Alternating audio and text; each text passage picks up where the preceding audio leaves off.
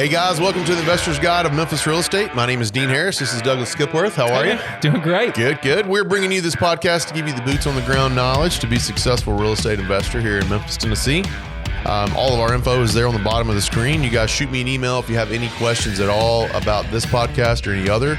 I also help buyers and sellers with all of their investment real estate needs here in Memphis. If you're selling, shoot me an email. I'll get you a free evaluation of the property. And if you're buying, connect with me. Let's hop on a call and see how I can help source you some property. So today, let's jump right into this topic. It's been, this is a connection. This is part 2 for you first-time home investors out there. Yep. This is part 2 of the last podcast that we did, talking about 5 must-dos that first-time home investors need to do, apply, make part of their business. Absolutely. Today, we're going to get into the negative, boom. Yeah, the pitfalls. Let's talk about pitfalls because we all have them.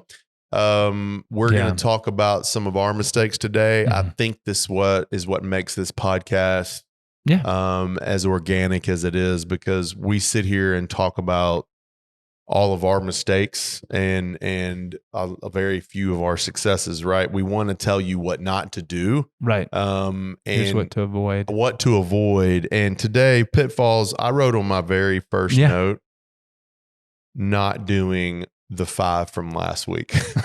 I know that's right there. Gotcha. I know that's simple, but I wanted to start this off with the very first thing I think would be a pitfall is to not do the 5 things that we spoke about last week, which was obtaining your loan, identifying your market, choosing an agent and property source, and start to interview all of your vendor partners, your property manager, contractors, that sort of thing. And then the last one was to have patience and stick to your plan. Right. So if you're not doing those 5 things, I believe that you're starting off a little bit behind the 8 ball. Yeah, I agree. And again, from kind of the perspective I've always had on those 5 is the deals, financing, and management. Here are the 3 fundamentals. And I've always called it the 3 deadly sins, which is the reverse of those, which is if deals, financing, and management are what you want to focus on, then to me, the 3 deadly sins are, but they go hand in hand with that. Deals, financing, management, it's overpaying, over leveraging, or mismanaging. And we see it all the time. And we saw it so much, in the 2006, 07, 08, people who overpaid, they over leveraged, and then they mismanaged. They did all 3 of those. Just a recipe for disaster. Which was a recipe for disaster, which is why there was such a huge opportunity back then. Yeah. Now, as we know, right now, people haven't overpaid. They haven't over leveraged. The banks haven't let them. And management is where you end up with, there's some people who mismanage things. That's where opportunities come. But those to me are the 3, which is exactly what you're saying is don't do these 3, do these 5 must do's, avoid these 3 deadly sins, which is part of that 5, which is don't overpay. Yeah. Don't leverage it more than the property is worth or that you can afford to pay or to finance or to service that debt. And don't mismanage it. Mismanagement's the key.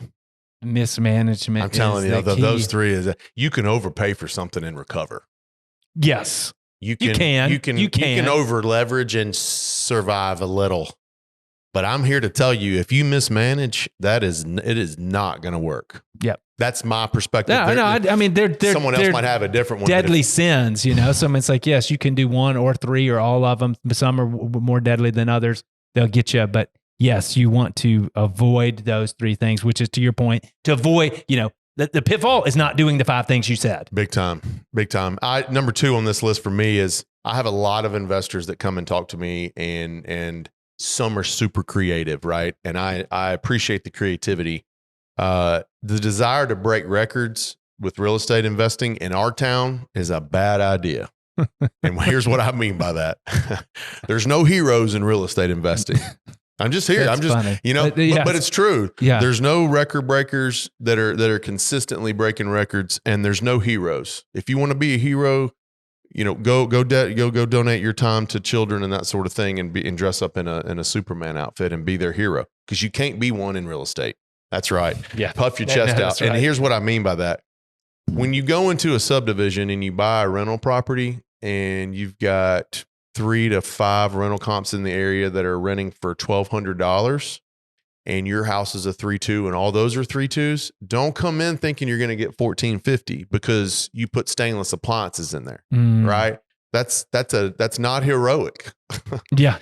That's going to lead to that property sitting there for 3 or 4 months longer than what you want to, because no tenant in this price range, cares about those types of things. Yeah, I mean, I think success. I think about it as like success leaves clues, right? Yeah, the tried and true. Like there's a reason that there's a market and why it's doing what it's doing. Right. As you know, in a business, finding product market fit, finding a group of purchasers for the product. That's what you're saying. Yes. If you see the product market fit, there's a reason. You're not going to go create something new, recreating the wheel.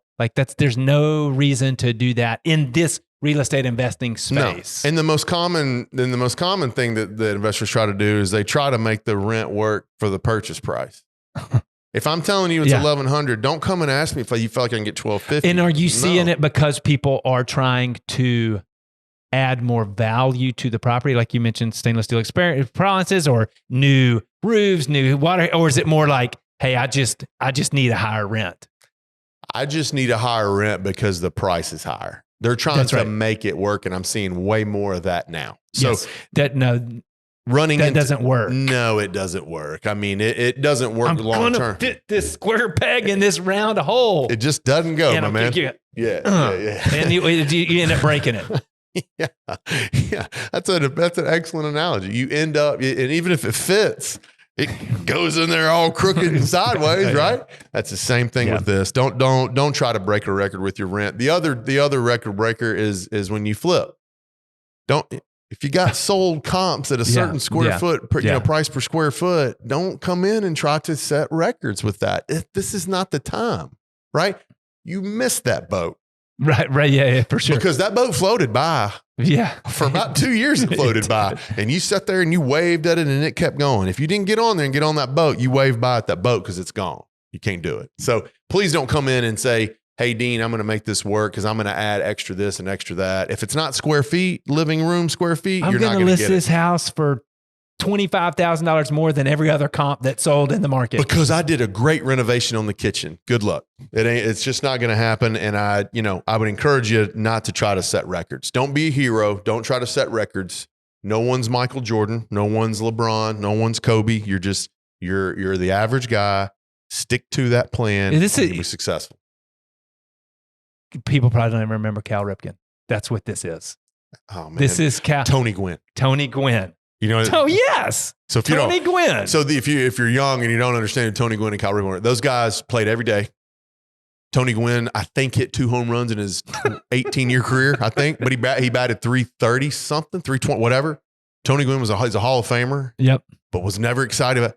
But man, he made a ton of money. Cal Ripken Jr. was the same way. He played shortstop and played every day. He's, what do they call him, Mr. Dependable? He even played like hundreds of games, maybe 1,000. I don't remember. It was a ton. He played all kinds of stuff. So, but that's the thing. It's what this is. This is consistency, going out, doing it. The 20-mile march is a Jim Collins term that it's just doing the same thing consistently day in and day out. This isn't swinging for the fences, hitting grand slams in the bottom of the ninth. No. Number 3 here is losing focus before mastering one thing. I know this. Squirrel. Shiny object. Yeah. You and I, we could probably do an entire show on losing focus before mastering one thing. You've got some life experiences that have taught you that not mastering one thing. I had that conversation yesterday with a young man, an investor in the business, saying, hey, I've been doing this successfully. Should I do this? Should I do that? No, son. Yeah. Keep doing what you're doing, man. Yeah. Double down on what you're doing and make it. By doubling down, you will 10x. Big time. On one thing. The worst thing an investor can do when they call me is says, man, I'm just open for anything. Let's buy long term. I'll get an Airbnb. If the deal's right, I'll flip. You are going to spin your wheels. You're not going to be as focused on one product as you should be. You're opening yourself up to way more exposure for mistakes. I just don't believe that coming in and spinning the wheel around and hoping that it lands on what you want to do is the right thing. Going to different products and to different markets and to different things is part of business and in real estate investing at the right time. Yeah. At the right time. And the right time is after you've mastered one thing. Don't come in and say, I want to do Airbnbs short-term and flips. Now, if that's a 5-year plan, 10-year plan, fine. What's your 6-month plan? What's your 30-day plan? What's happening right now? Because you can't get to all that. You cannot get to all that if you don't start out and master one thing. I'll tell a little bit of my personal business here. I have recently in the last 2 years begun to flip a property or two, right? Yeah. I didn't flip anything for the first 5 years of buying property. I also bought an Airbnb in the last year, but I didn't do anything other than buy long-term rentals for 5 years, 5.5 years, nothing. Now I'm still buying them, but I've also added some stuff in there, but it took me 4 to 5 years before I personally felt comfortable, and I work in it, Douglas. I was selling it all. Mm-hmm. And it the discipline you have is great. Yeah, it still took me that long to where I thought, hey, let's do something different with my investment business, right? Let's add something to that. And I needed to get to a certain number of houses, and I hit that number, and I needed to get a certain level of experience from personal investing before I did it. But it took me 5 to 5.5 years before I added another product into my personal investment. Oh, I'm always niching down and trying to, because it's like pruning a garden or pruning a tree. I mean, it's like you get weeds, you get overgrowth, then you got to bring it back tight. Yeah. So that's, and you got to be patient, which was part of last week. I mean, you got to do this. You got to stay focused. There's a great story about Warren Buffett and Bill Gates the first time they met through Bill Gates' mom, and there's a dinner party or something. This is in one of the books. I think it's a Snowball book about Buffett biography. And she said, "What's the one word that's brought you this success?" And both of them supposedly write down on a piece of paper. Oh man, this is good. And then they both flip it over at the same time. Focus. Both of them focus. Just locked in focus. And those guys have obviously had added a ton of value to the world, both from the business perspective and the goods and services, not to mention philanthropically. I mean, and these are smart cats. Focus. And they say focus. So I'm like, maybe I should focus. Maybe focus is important. I think losing focus on what you're becoming good at is a huge mistake. And that's a perfect, those two cats are, they made a few dollars in their day. And, Gary Keller, Jay Papasan, they've got a great book, The One Thing, that really, if you want a resource, it's a great book about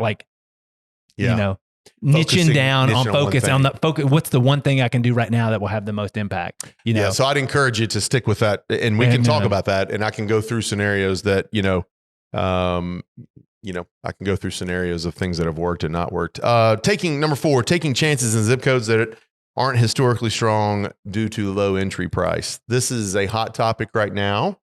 I just say, don't do that. Period. Period. There's a lot. There's 3 areas right now, and I'll name them.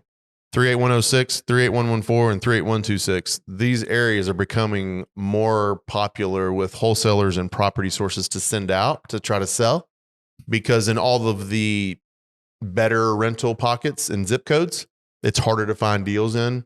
So they're going into these other areas. I get every day now, almost, I get a house from one of those 3 zip codes, and someone's asking me what I think. I'm immediately going to tell you to run. I don't care if the deal is great. It looks good on a spreadsheet. It doesn't matter to me. You're coming to me for my advice. And historically, those 3 areas have been terrible locations to own a rental property in. Doesn't mean in one day that they won't be. But what I'm telling you is now I'm still not leaning on those 3 zip codes to own in. I've always said they're more challenging neighborhoods and less challenging neighborhoods. And my experience is it's challenging and worth it. That's my experience. I've owned, as we've talked about in previous episodes, I've owned in multiple zip codes. Yep. Probably every zip code. Definitely those 3 zip codes. Yep. And I think of you know this. And that's where I lacked focus, number 3, and I bought in zip codes I shouldn't. And there's many reasons why I did that. But at the end of the day, I have to look myself in the mirror and say it's because of me that this happened. And I ended up with properties in all over town Yep. in areas I didn't start out. I said I wasn't going to go, but I made up some reason to go. And it's taken years to unwind that. Yeah. I mean, we sold one yesterday. I know. Got the proceeds, sold it last week, got the proceeds check yesterday for one that I don't want to own this property long term. And that's trimming off the fat on your portfolio. I probably have a couple that I if I looked at deeply enough, I should sell. I should move. So yes, going into those areas and trying some of those areas is not anything that I would try to. Again, it goes back to the breaking records. You know what I mean? Why are you going to come in and go against the grain? And this is an insurance concept, the law of large numbers. There is a chance if you had one that you found the golden ticket. Yeah. And it worked. Yeah. But I promise you, the law of large numbers kicks in that if you own 10 or if you own 20 or you keep going. You keep saying those numbers. I just and keep getting the chills. Eventually the law of averages is going to catch up to you in the more challenging areas. And you're going to experience what everybody tells you. And there's a recurring theme over years and decades. Yeah. This is the message that I heard in early 2000s from mentors who were saying they heard in the 80s and the 70s. The same message, like avoid the more challenging areas because here are the pitfalls of those areas. Yeah. And people continue to do it. And you see some of those, you see cycles of people buying low, riding up the price, and then it comes back low, and it goes back high, and it goes low, and it just continues why do that in those comps in those neighborhoods. Why do that when I can put you in areas that stay pretty consistent and have for 20 plus years or whatever, 30 years? And that's what I was persuaded to lose sight of that because and eventually you go, wait, it's a lot less work to be in this area. Why I'll go over here when I can be right here? That's right. Stay patient. Stay patient. That was one of the must do. Stay patient. You must do to it. avoid these pitfalls. Okay, that's really all I had on our pitfalls. I mean, that's the high level major things from a pitfall standpoint. There's probably some other smaller ones that we could mention that are kind of tedious. But if you've got any other type of questions based off of these four, let's continue to talk. I mean, yes. There's others that are going to pop up, and this podcast isn't set up to give you every single one of those, but we wanted to give you the high level pitfalls that we see the most of here in Memphis. And shoot me that email if you have questions. Dean@CrestCore.com. We can set up a call. We can get on call and discuss and try to help you with both of those. So I believe we're going to have one more in the series of first-time home investors. So we'll look forward to that in the coming weeks as well. Do you guys have anything to add before we go? No, man, good stuff. Dean@CrestCore.com. You'll see all that information below. If you have anything, just let me know. Thanks for tuning in.